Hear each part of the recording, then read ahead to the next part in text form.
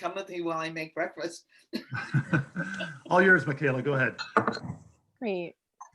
All right. Hi, everyone. I'm Michalagh Moritz. I'm the program director of the Sycamore House. I know most people here.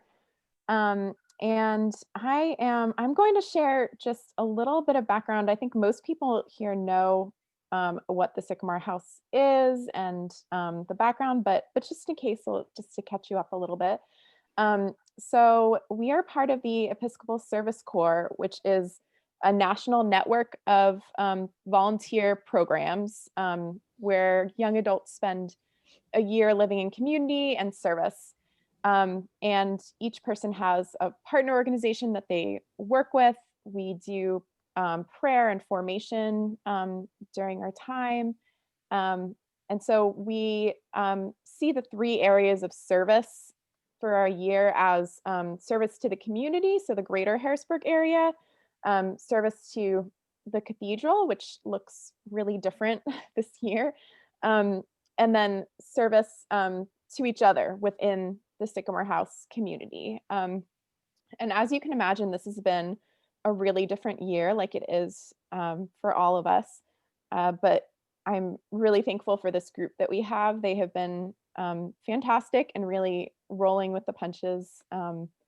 And I've been learning a lot, and hopefully they have been enjoying it as well.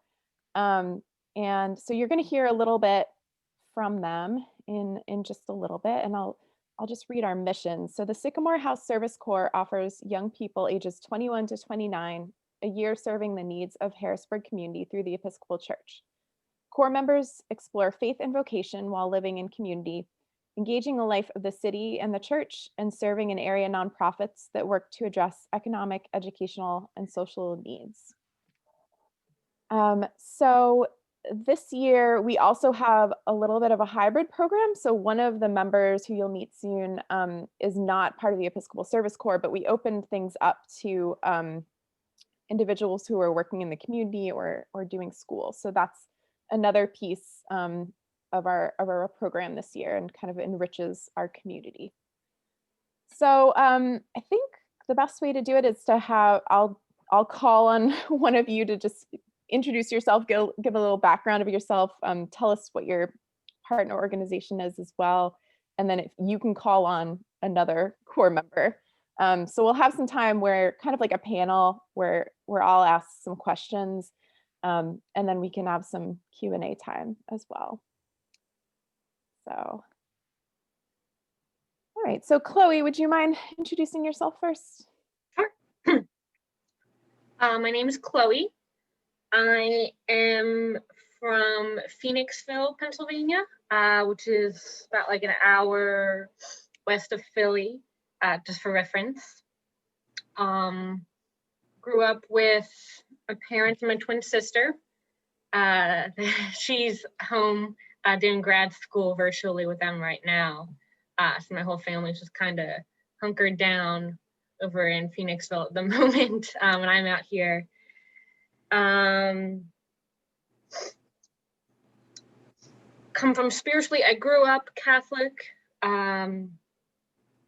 Wait, Michalagh, just wanted to clarify. Am I answering all the different questions we talked about right now, or I'm just not yet? You don't have to answer them yet. Just like the first basic instruction, and then you want first thing of instruction. To someone else. Yeah. Right. I realized I'm going into things. So I was like, wait, hold on. Am I getting a little ahead of myself? Yeah. My name is Chloe. I graduated from Messiah College this past year, and now I'm working as a teacher at St. Stephen's School.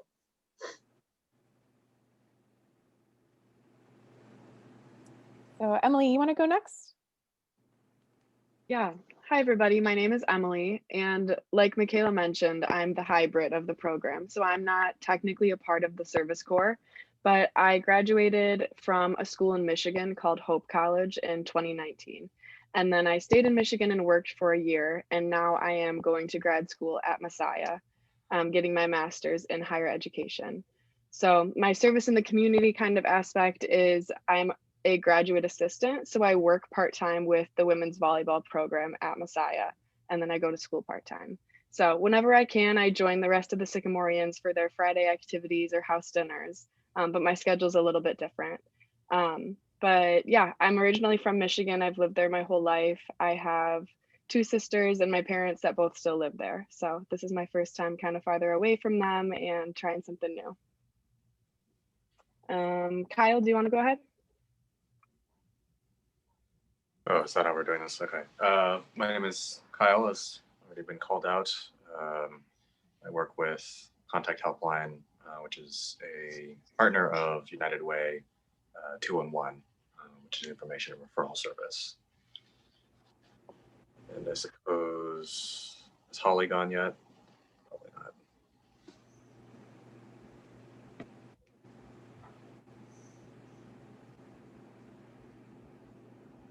Holly.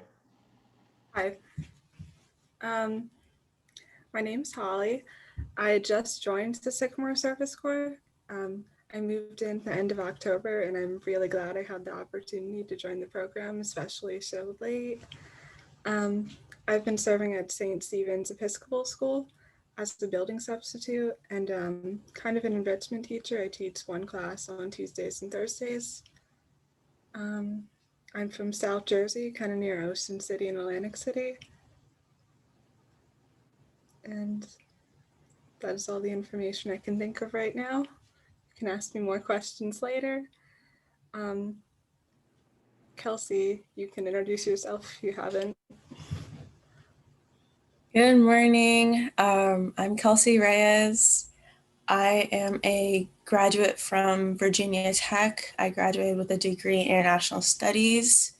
I'm from Dillsburg, Pennsylvania, so just 20 minutes away, so super duper close. Yeah, I've lived in Central PA my whole life. My dad's been a professor at Messiah since I was born, so this is the area that I know. I'll look at the back of my hand, basically. I'm with the PA Council of Churches. I am doing political advocacy. So I work with several organizations, helping them with their cause. And yeah, I really enjoy it. Great, thanks. I think we got everyone right for the first go around. All right, so Chloe, you had started to mention this, but the next question that I have for you all, and we can do it in the same way if you don't mind, just like calling on another core member. Where do you come from spiritually? Like, what is your faith background, and you know, where has that led you to now? Oh, we'll start with Chloe again.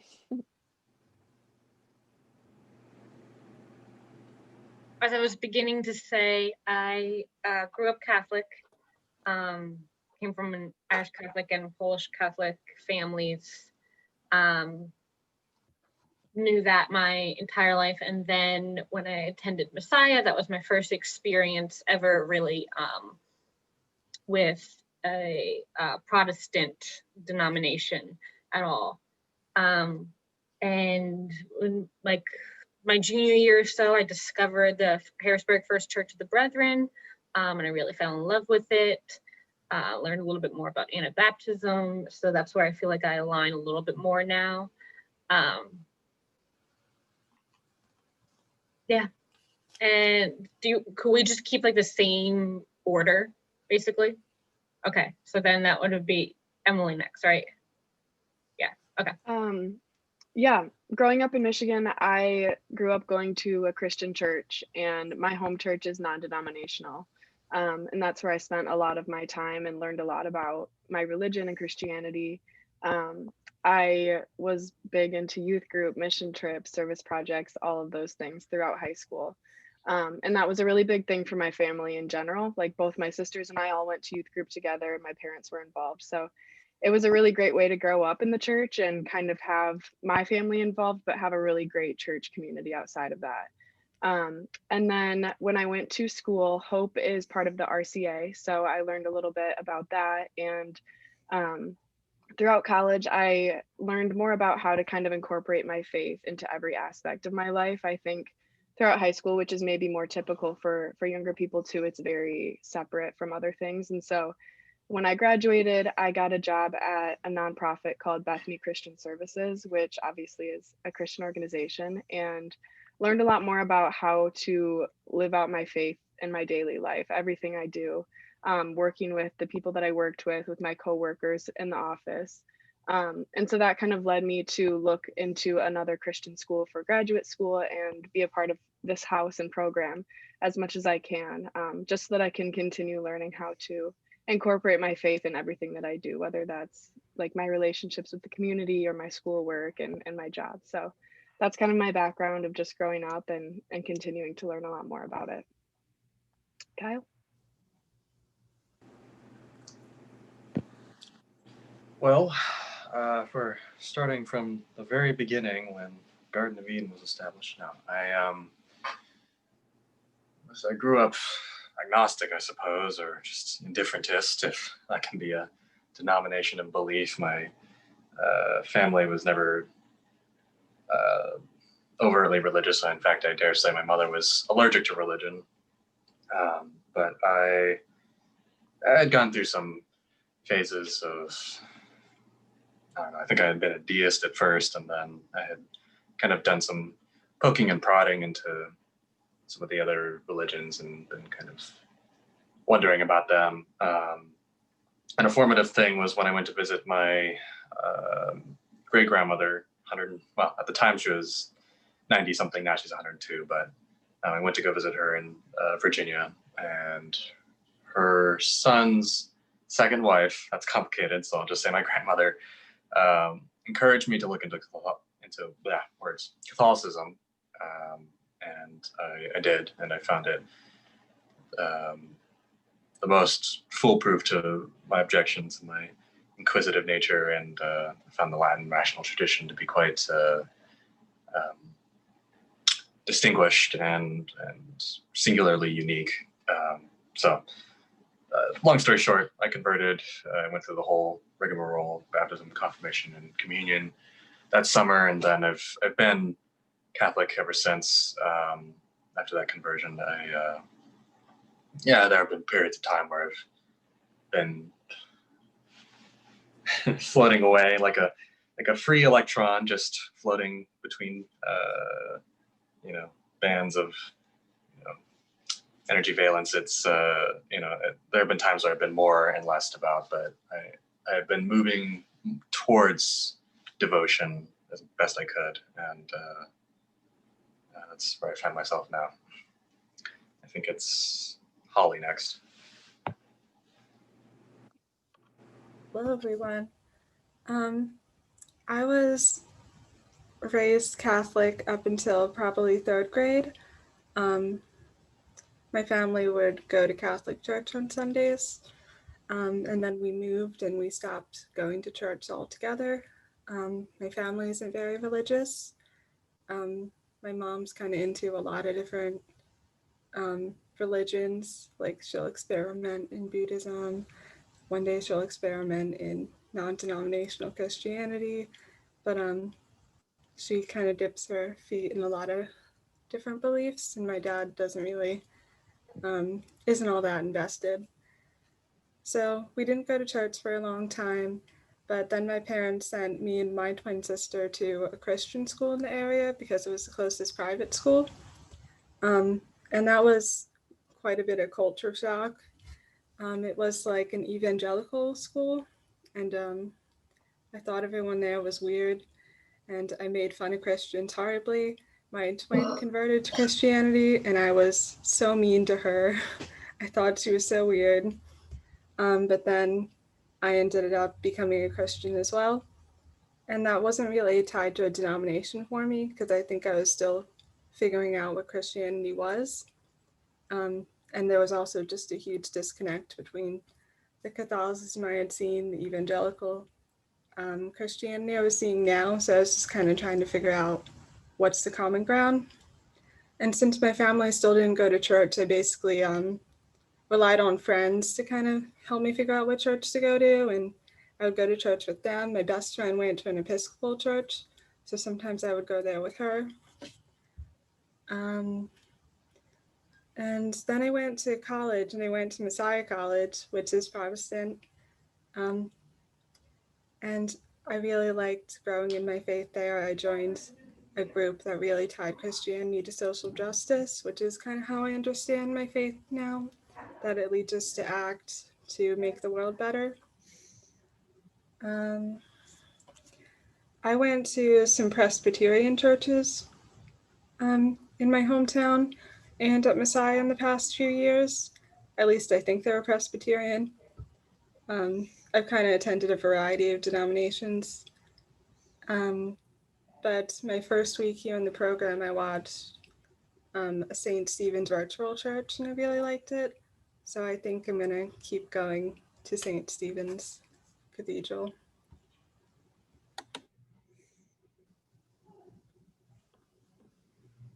So being from this area, my parents went to the Harrisburg Brethren Christ Church, and that's where I've gone my entire life. For a couple years, we moved to Indiana and we went to a non-denominational church.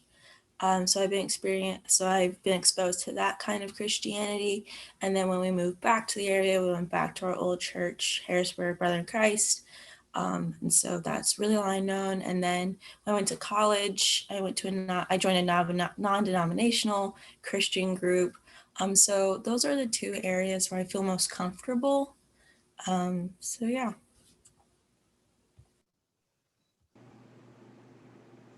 Everyone. So the next question is, what brought you to this program in particular, and what made you want to do a year of service more in general? And Chloe, you can start us off. I wanted to do a year of service just because that was how I understood my role as a follower of Jesus to be in society. I wanted to live out my faith and serve the community. And also vocationally, I'm still exploring what I want to do.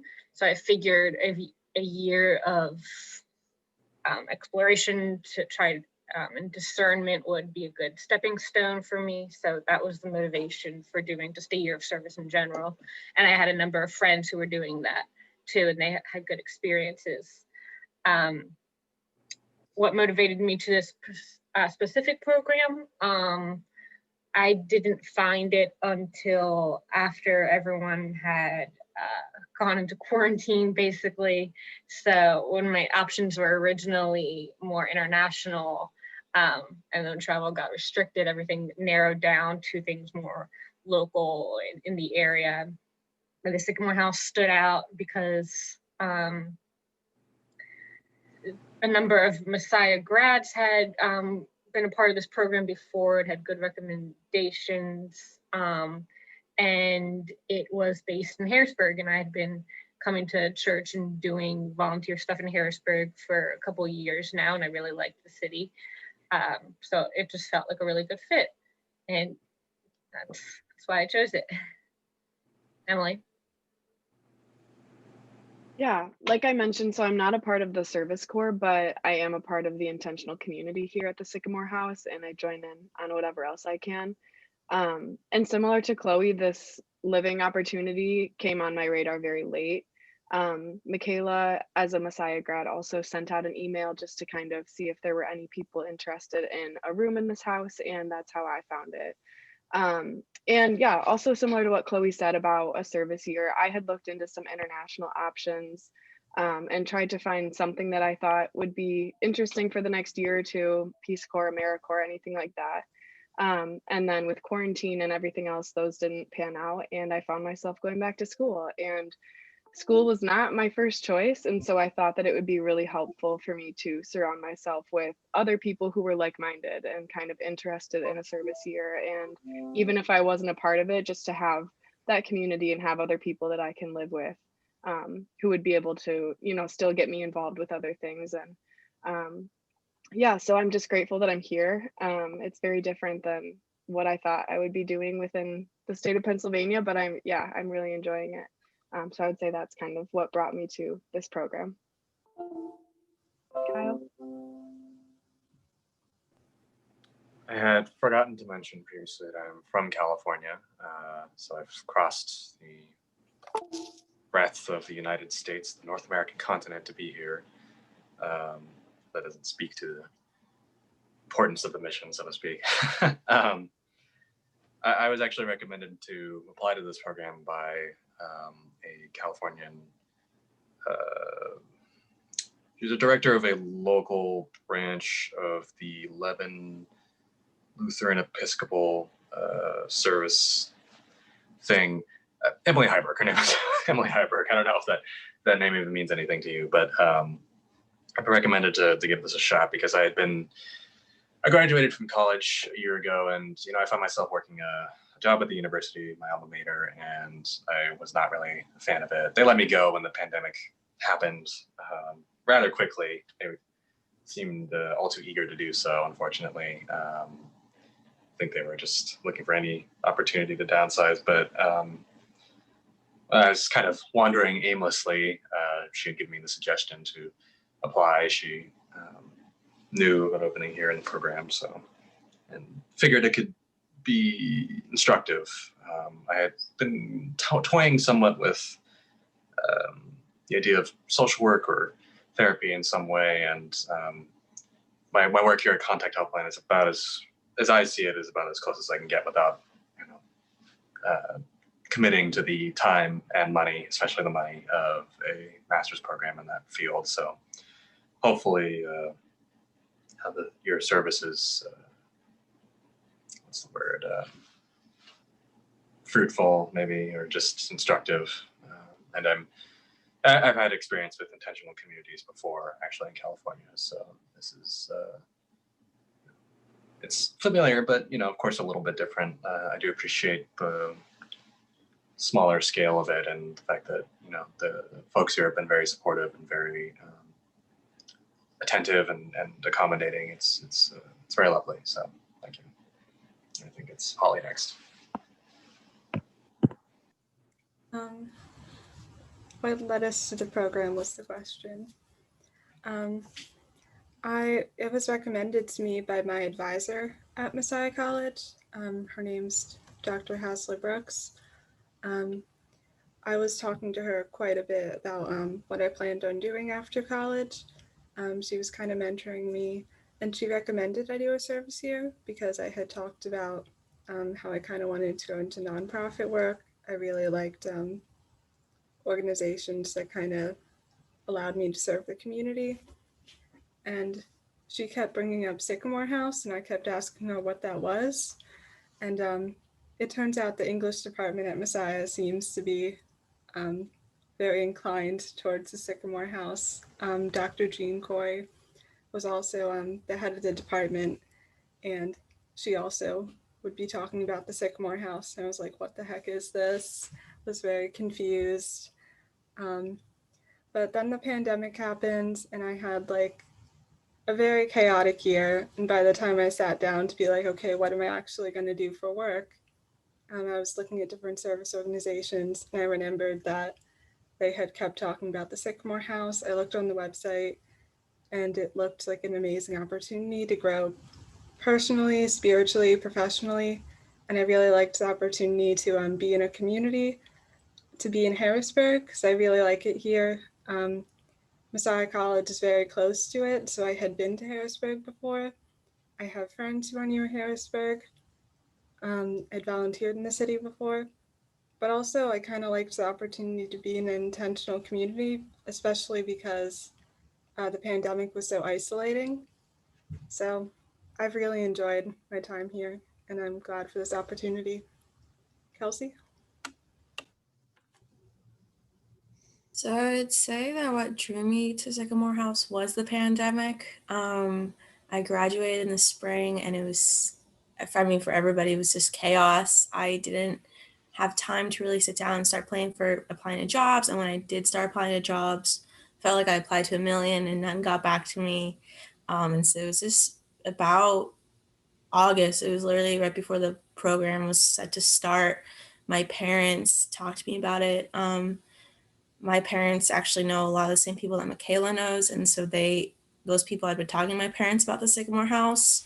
and they just really urged me to apply. And I was very, very hesitant because I wasn't looking to do a service year. I was looking to get a job. I was looking to really just like start my life post-college, like what I thought was supposed to be the way, right? And so I just really wasn't looking for it. And I was just in a really bad place because I just was being denied all these jobs. And it was just, Corona was just really sucking at that moment. But the more I looked into what the Sycamore House was and the opportunities that were available, and after talking to Michalagh before applying and just realizing that I could be doing political work in various forms with various organizations, was really nice to hear. And so I did apply, and literally within a week I was in the House. I had quit my part-time job that I had, and I was there. And so it happened very quickly, very crazily, but I'm really glad that I'm here now.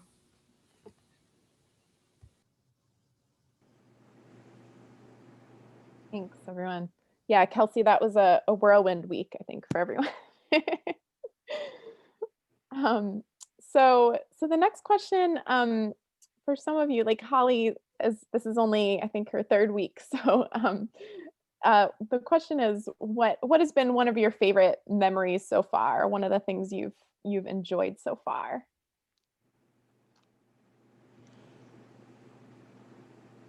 I had been thinking about this beforehand, and I was trying to identify just one thing that stood out. I'm going to have to give a bit more of a general answer. A lot of just the group activities we've done on Fridays when we've gone out, just grabbed a bite to eat, or went apple picking, or worked at the farm, or things like that. Things when we just get to leave the house for a bit together as a group and just spend some quality time together. Those have been my favorite moments with the house so far. Yeah, I would say I thought of a specific example, but it definitely goes off of what Chloe was saying. The thing that popped into my mind was pretty early on, I think maybe like late August, early September, but Ann Yellett gave us tickets to an outdoor movie over on City Island. And for some reason that just kind of stuck out in my head as like I had never seen the movie. And so I really enjoyed seeing something new. And I felt like it was one of the first times we went outside of the house as a group. We had bag chairs and we brought dinner, and it was just a really nice night. And I just kind of remember, maybe this is a weird thought too, and maybe others don't relate, but I felt like it was one of the first times that I had this moment of like, okay, I live here. Like I'm in Harrisburg, I can walk to City Island, like this is my home. And it was just a kind of a nice feeling to be able to do that all together and go see a fun movie also.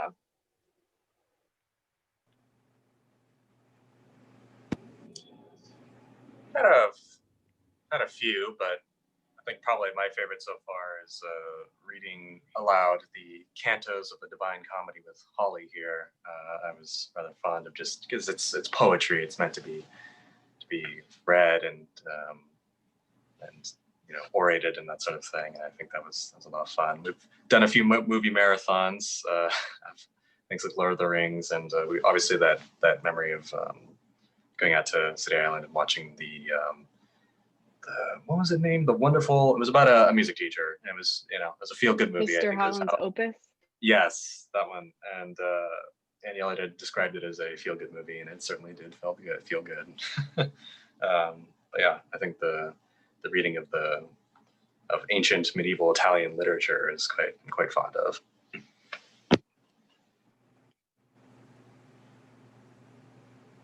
Yeah, there have been some good literature conversations, which has been great. There's also been a lot of Lord of the Rings since I've moved in, which has been lovely. I didn't expect that at all. Just being in Harrisburg and walking along the river has been fantastic. And kind of discovering these cool places in my vicinity. Like I've been going to Little Lamps pretty often.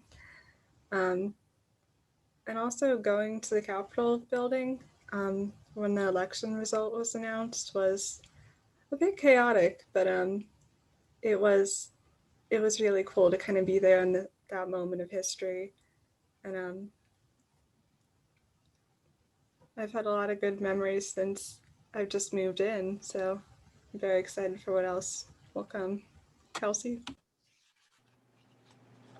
Yeah, I would say going to that movie was really, really nice. That just felt like very calming and peaceful, not like, I don't know, it's like always awkward when you move into a house with people you never met before, but that was just like, that was really, really nice. And also we went apple picking, got 19 pounds of apples, and me and Chloe had to cut them all and bag them all. And then I made apple desserts for like 2 weeks straight, and you can't really make a bunch of different apple desserts. So it's basically the same one in different forms.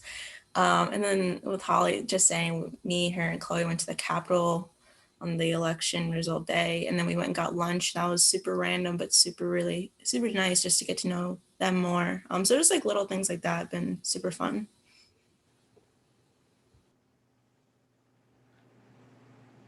Great, thanks. So the last question that I have for you, and then we'll open up, to others if others have questions. What is something that you're looking forward to this year, / what do you hope to gain or learn this year? So you can answer, one or both, depending on what you'd like to approach. Definitely, I'd like to learn more about what I want. I have a little more discernment or clarity in what I want to do with my career. That was one of the main motivations why I took the position at the school, because I knew I was interested in working with kids, but I wasn't sure in exactly what capacity. Since being at the school, I've kind of made up my mind I don't want to be a traditional classroom teacher, but I still do like working with kids. So just having a little more clarity and discernment with my vocation was definitely something I want to gain by the end of the year. And I'd like to learn a little bit more about what community living looks like post-grad. I'm practicing that right now. And I've done a number of different community living experiences before, but those are all undergrad, and we're all taking classes together, and our lives generally looked the same, and things like that being students. So now I would like to learn a little bit more how to maintain that spirit of fellowship, even when we all have jobs in all different places and different schedules and things like that. I would say for me, it's something that I've learned a lot about already, and I'm just hoping to continue growing in, is just the idea of service. I think that obviously this is a very difficult year to be a part of a service program and try and engage with the community just because of COVID and all of the restrictions. But I think it's also a really great opportunity to learn how to do things in a different way. And the world will not go back to what we thought it or what it was before for a very long time. So I think I'm just hoping to continue learning ways to engage with others in ways that I hadn't thought of before. And that can be within my house, within my community, and then also like the city of Harrisburg and everywhere in between, and just learning how to continue using my faith to serve others in a safe and different way, and have conversations that can benefit others, even when it might be a lot more difficult to go out and do some of the traditional service things that I've done in the past.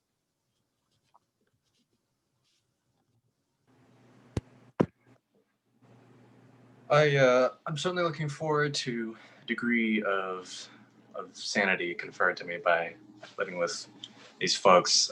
My previous living situation was less than ideal, let's say, and not conducive to my sanity. So I certainly appreciate, as has been mentioned, in a difficult time, living with other people who have a mind to be intentional, to be cooperative, and all these other things. And it's been a good deal better for me, I think, in a variety of ways to engage that way. And I'm looking forward to, riding the storm together with all of you.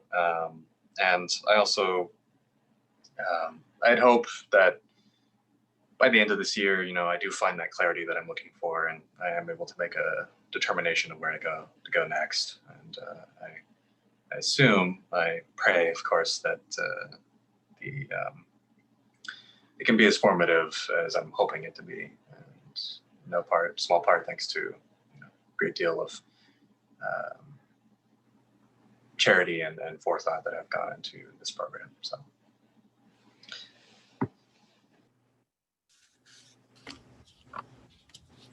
Yeah, so like Chloe, I'm hoping this will help me grow vocationally, help me figure out kind of what I want to go into, what career I want to pursue. And working at St. Stephen's, even St. Stephen's School for even the short time I have, just kind of helped me see if I want to work in a school in the future. And really importantly, has helped me gain the experience that I might need to get a job like that. So I'm really excited for how I'm growing professionally in this program. And also personally, living in a community has been, I'm really glad I've joined a program that stresses community. I think it's really cool to live with people who may be doing work that's very different than yours, or maybe who are coming from lives that are very different from yours, but you get to know them anyway. And coming from like pandemic isolation, it's just like such a stark contrast. And it's kind of a reminder that I should kind of dig into a community regardless of where I go. And so that's kind of been a thing that the program has already reminded me of, and I hope I grow in more ways by the end of this.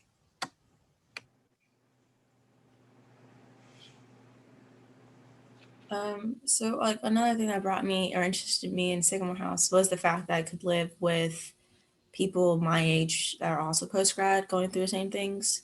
And so I think what I'm looking forward to is just getting to know my already friends more, growing with them as this year goes on, which is really exciting and really fortunate in a time where otherwise I'd be living with my parents and not seeing any of my friends really. So this is really nice. But like the thing I really want to grow in is just, again, vocationally, like everyone said, kind of figuring out what path I want to take post this. Do I go get my master's? And if so, what do I get my master's in? Do I continue doing advocacy for social justice causes? Just trying to figure out my path and what I kind of like, and having the opportunity to work with the PA Council of Churches allows me to kind of dip my toe in a lot of different things. So I'm very fortunate in that. So I think I'll have a clear idea by the spring or when this program ends. So. Great. Thanks, everyone. So I want to open it up to others to ask any questions that you might have, either for individual people or for everyone as a group. You can either hop on and ask on the screen, or you can type it into the chat if you prefer, and I will ask it for everyone.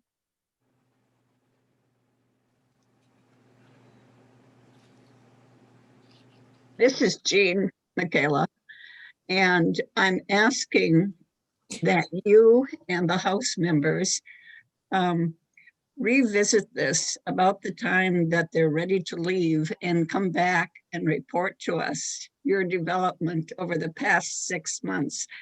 As you were asking these questions, I was just reflecting on some of the formative things that happened in my life, and the fact that it's the community I've been with that has always supported me. First, it was my family, then it was my church, then it was my school, then it was the US Navy when I was in the nurse corps there. And while it was school and in the Navy, the nurses themselves as a community. So I think no matter what your vocation is, you always want to look for a community for your support. That's it. Thank you so much, Jean. I think that's a great idea. We can come back towards the end of the year at some point.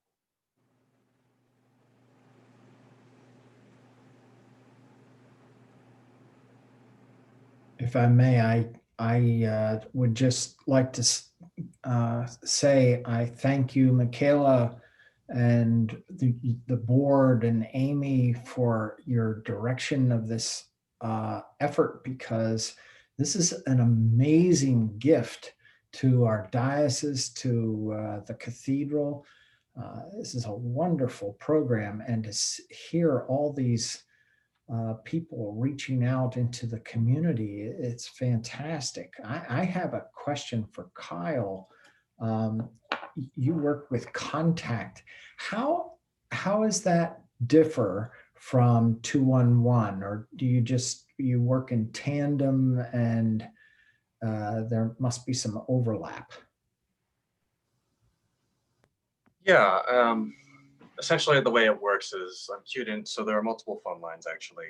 One of them is for 211 proper, which is information referral. So for anyone who doesn't know, it's if you're looking for a resource for, say, rent payment assistance or food pantries or whatever it may be, if you call into the line with a problem, we'll do our best to find local resources that can help. That's the 211 side of it. The contact side of it specifically, and they're partnered with United Way 211, so it all kind of meshes together. But the contact side of it specifically is the quote unquote emotional helpline, the warm line, colloquially as it's called. And the idea there is that we're not licensed therapists or medical professionals or whoever, but we will just very simply listen to anything that people have to say. And it's a very valuable service. There are a lot of people who get turned away from crisis hotlines because, well, they're not in crisis, and they need to be prioritized, but they still need people to talk to. There's still that kind of that feeling of that crushing weight of stress or anxiety or loneliness or whatever, and it's a very different and very valuable, unique service. There are people who call from all over the country to get help from that line. So they're both very valuable. I have days where I take them both from those two lines. So are you saying that 211 comes into your office as well? Yes, both do. So it just depends how we've been assigned and which lines we're answering on a given day. I've actually also been assigned a housing specialist position to help with homelessness prevention specifically, and that's much more training intensive and very specific process, but they're all kind of, depending on what our schedule is and how we're assigned on a certain day, we'll take certain calls. Thank you.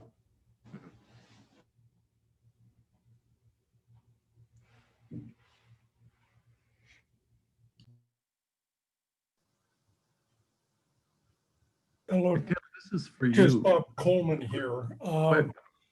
I'd like to echo Fred's thanks to all of you for the work you're doing and the energy you bring into the city and into the church and school. I'm wondering what COVID safety precautions you have in the house and if you feel safe there. That's it. Yeah, I can share a little bit on that.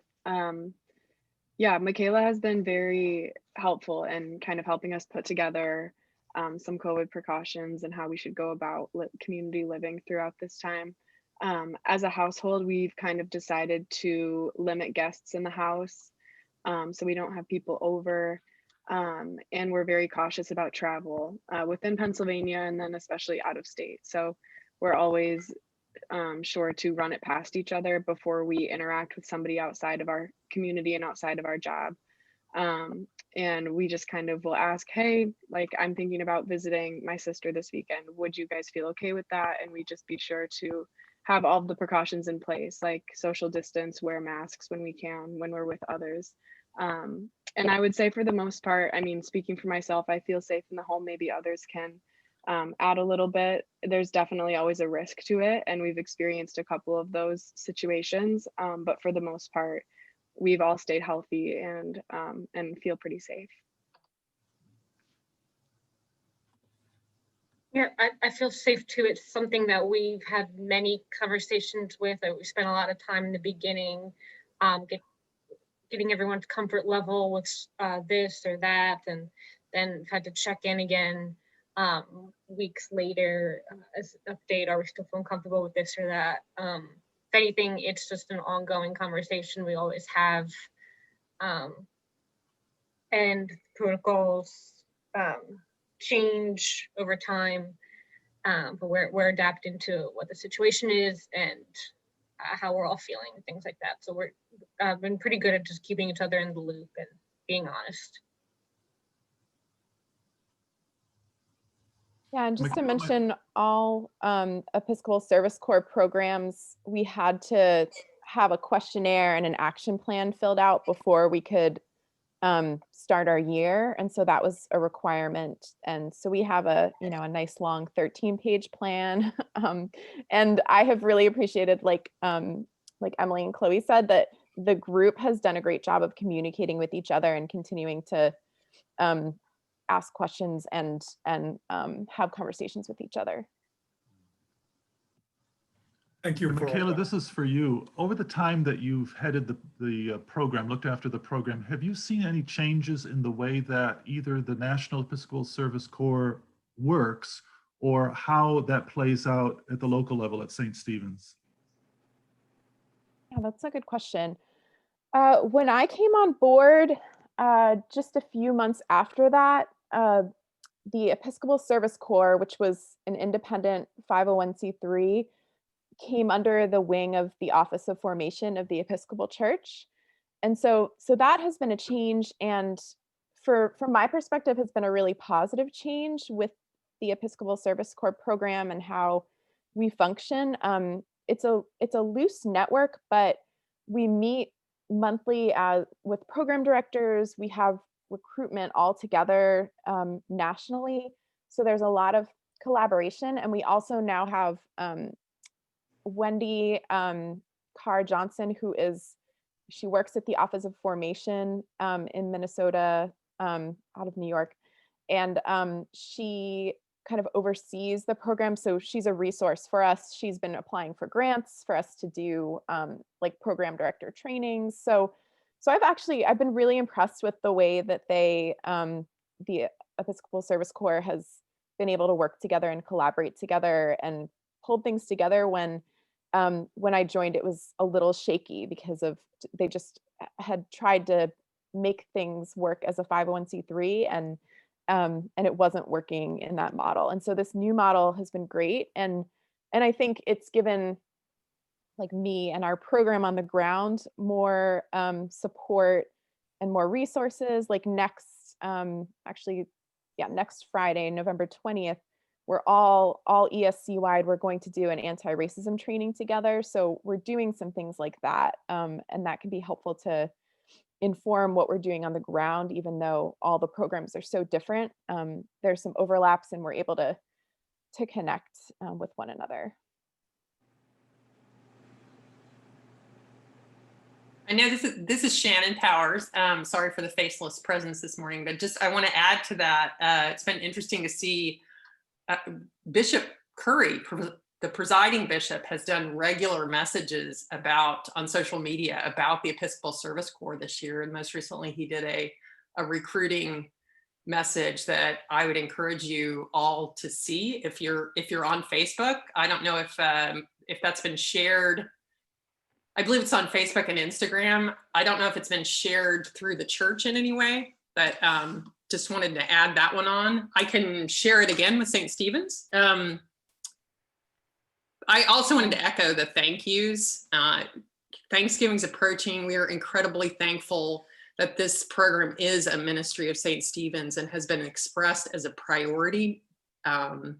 Several years ago, we did some canvassing of all the members during our stewardship campaign, and the Episcopal Service Corps and the school were selected by a wide majority of members as our top priorities. And so we really do care about you being here, and we care about the ministry. That's harder to express sometimes in our current challenges. I know I feel terrible that you're sort of disconnected from this wonderful group of people that is St. Stephen's in a way.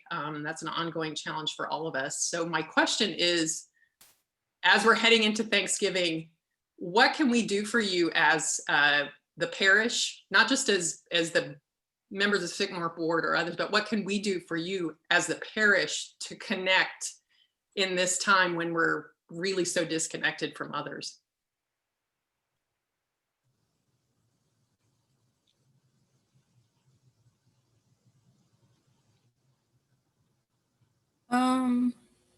I don't know if I can speak for everyone, but I mean, we've been really grateful for what you guys have done for us when we went into quarantine for a little bit, like a month ago. You guys really provided for us with food and just like checking in, love, and we really appreciate that. In terms of Thanksgiving, I honestly don't know. I don't know if I can speak for everybody. I personally think we're okay, but just to give back and say thank you to you guys for what you've done for us. It's been really appreciated.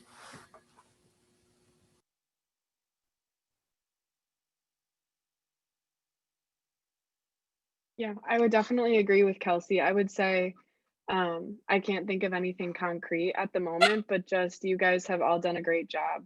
And we're so appreciative of how much you have welcomed us into this community, especially during this hard time. And so I think just conversations like this and having open communication with you all helps us feel a lot more connected. And in those times of need and as we approach Thanksgiving and the holidays, I think just having communication with you all and being able to reach out and talk when we need to has been extremely helpful and will continue to be. So thank you. Yeah, again, like Kelsey said, for all that you guys have done. It's definitely not been an easy transition to join a community like this within a pandemic, but we appreciate so much all that you guys have done to welcome us. This is Kathy Ann. In the past group, usually I've been kind of a mentor. I usually do like one session talking about Franciscan spirituality and living your spirituality in the way of under particular rule of life, as you guys use your own rule of life. Anyway, one of the things, again, as Franciscan, we're feeling that division as well and that separation. And so one of the things that I'm planning to do with the members is kind of sending out like a weekly spiritual reflection email. And I was wondering if people on Sycamore House would like to be included on such a simple thing. Would that be sure? Yeah. Or? Mm-hmm. Okay. Thank you. Thanks. And I would just add, continuing to keep us all in prayer as we keep you all in prayer as well. And if you're able to check in at different points, that can be helpful. I know some of the core members are connected through Bible study and some other areas in the church, even though it's virtual. It's a little bit harder to do, but still there are some ways. And then we're updating our blog regularly. They all have been doing a great job of writing blog posts. So stay updated and keep checking. If you're not signed up for it, you can go on to the WordPress. It's always listed in the newsletter. And so you can sign up for it and get that. We can often use spiritual mentors, families who are willing to connect. And of course, monetary donations are always welcome. So thank you all for being here this morning. Thank you for Sycamore House core members and for St. Stephen's support. I know we are a few minutes over our time, but we have a short prayer that I'd like to end with. I'm going to share my screen. This is a collect that was written by Faith from last year. And so if you'd like to join me in saying this together. All loving God, who calls us out of comfort and into fellowship, grant the members of the Sycamore House the courage to love, the zeal to serve, the grace to heal, and the peace to restore. May they grow in faith and discernment of your Spirit, and may their service be a blessing to their communities. Through Jesus Christ our Lord. Amen. Thank you all so much. Thank you. Thank you.